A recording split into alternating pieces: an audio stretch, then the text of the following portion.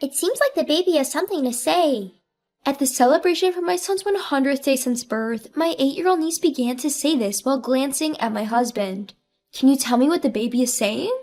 When my niece said, "Sure," cheerfully, she began to say the most astonishing things. In the midst of our relatives murmuring, my husband turned pale and trembled slightly. No wonder, as the niece had figured out an outrageous plan that should have been known only to my husband, and I clenched my trembling fist in surging anger. My name is Jennifer. I'm a 24-year-old housewife. I married my husband Robert a year and a half ago, who is 2 years older and a company employee, and we had a son, Benjamin. Every day I was busy with unfamiliar parenting, but we three were living happily. My sister and her husband, who lived nearby, frequently came to our house and have been a great help, assisting with household chores and providing companionship since I was pregnant. While talking to my sister one day, I heard something shocking from her. That was, my niece Emily, who was 8 years old, had a strange power. One day, when my sister was going out with Emily seriously suggested a different route, saying, "It would be better to go this way because there will be an accident if we go the usual way." Out of precaution, my sister followed Emily's advice. The next day, they found out from the news that a massive accident involving multiple cars had happened on the route they were supposed to take. My sister was scared when she thought about what would have happened if she hadn't believed Emily's words. In addition to that, Emily had also predicted that a burglary would occur in the house next door, and it did happen. The neighbor, who was persuaded by my sister in advance, had evacuated to our parents' house with her valuables on that day, so no harm was done. However, as someone who's not a fan of the occult, I was scared when I heard my sister's story and didn't believe that Emily had a mysterious power. I also told my husband about Emily's story, but he didn't take it seriously and just shrugged it off, saying, "Wow, that's amazing." Around the time I was pregnant, my husband started coming home drunk late at night more and more often. I'm sure Robert will change once the baby is born and he becomes a father. That's what I was hoping for, but nothing changed even after the birth. "We'll raise the child together after he's born." Robert's words, which had been like a mirage, were all left to me to handle after the birth. What's worse, my son, who had finally fallen asleep, often woke up because of Robert's loud voice saying, "I'm home," when he came home drunk. I ended up having to continue to soothe my crying son Benjamin in my arms. "Hey, could you please moderate your drinking and come home a little earlier? Benjamin wakes up, you know." "I can't help it. I have work socializing. Do you realize who's providing for our life? Don't complain all the time." Upon hearing my husband's yelling, my son started crying even more. "Be quiet, Benjamin. Jennifer, you're his mother. Calm Benjamin down." I was angered by that comment, but there was no point in arguing with my husband, who is drunk and overconfident. So I had no choice but to go to the bedroom and put my son to sleep. 2 weeks later, on my husband's day off, my sister and niece came to meet my son for the first time. Upon seeing little Benjamin, my niece, Emily, cooed, "Aw, he's so tiny and cute." But after a while, she started glancing at my husband, Robert. "Emily, what's up?" Jennifer, the baby seems to have something to say." Emily whispered to me, saying, "Keep this between us. Don't let Robert know." Upon hearing what she said, I was so astonished that I lost my words and found myself staring at my husband. Robert, oblivious to all of this, looked rather confused. "But babies can't talk yet." "That's the truth. That's what I'm telling you." "But still." "He doesn't want to leave Mom, so he's warning you about Dad." I couldn't believe the unrealistic story, but my niece was so serious with tears in her eyes that I couldn't help but worry. So, after my sister and niece left, I asked my husband, "Are you hiding something from me?" He quickly denied it. "Why would you suddenly bring up something like that?" "Huh? I was just asking." "I'm not hiding anything, and I'm not doing anything that should worry you. Please rest assured." "Well, alright then." Contrary to his words, his eyes were clearly dodging, and his demeanor was suspicious. Then my husband, who never usually does this, started changing our son's diaper himself, and I felt even more out of place. Could it be? Is Robert hiding something from me?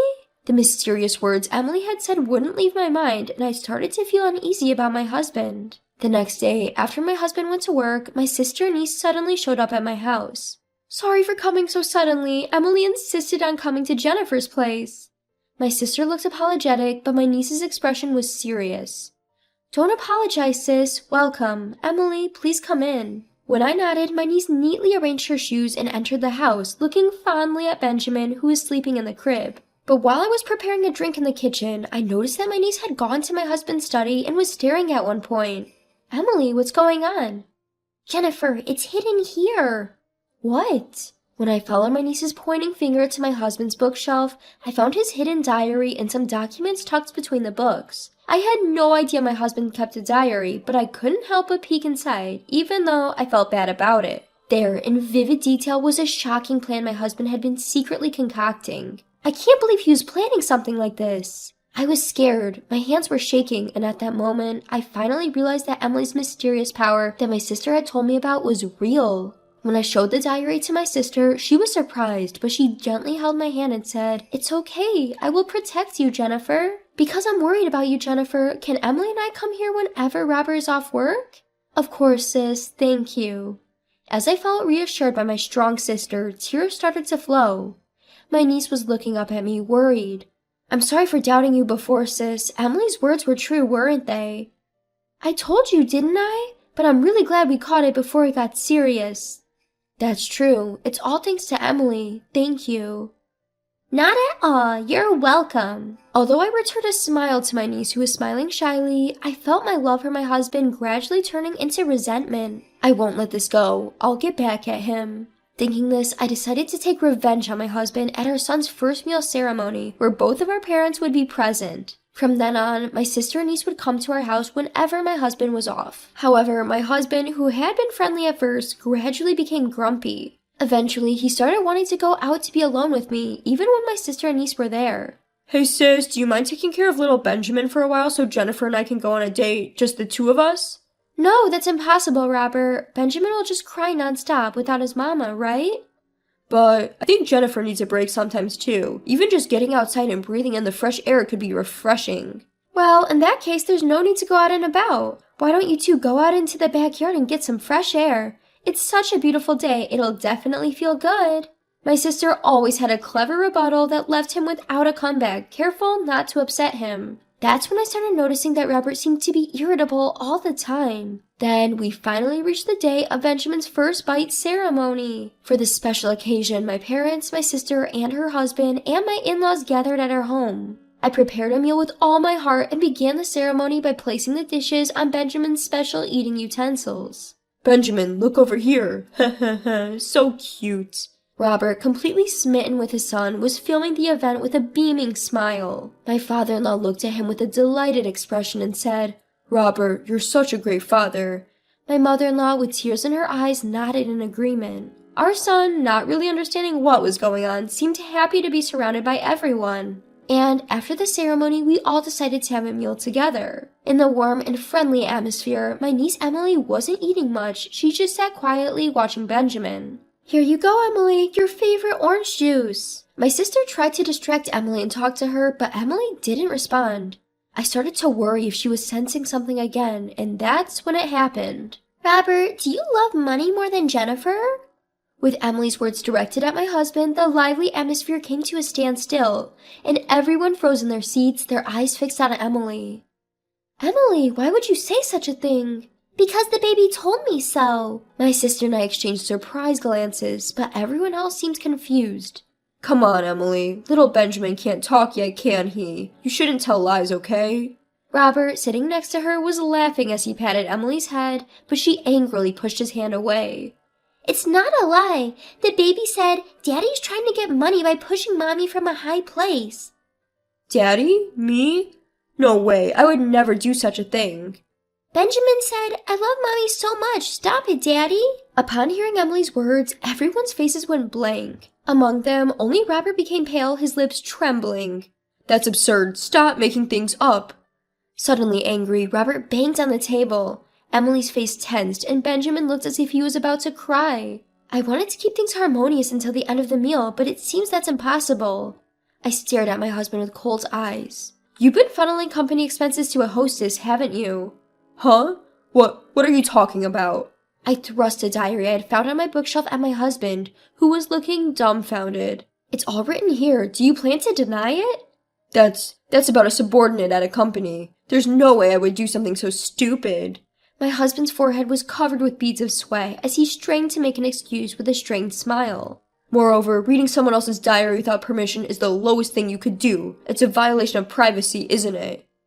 "I don't have to be blamed by a monster like you for such a thing." "Huh? What do you mean?" "Are you still pretending to be ignorant?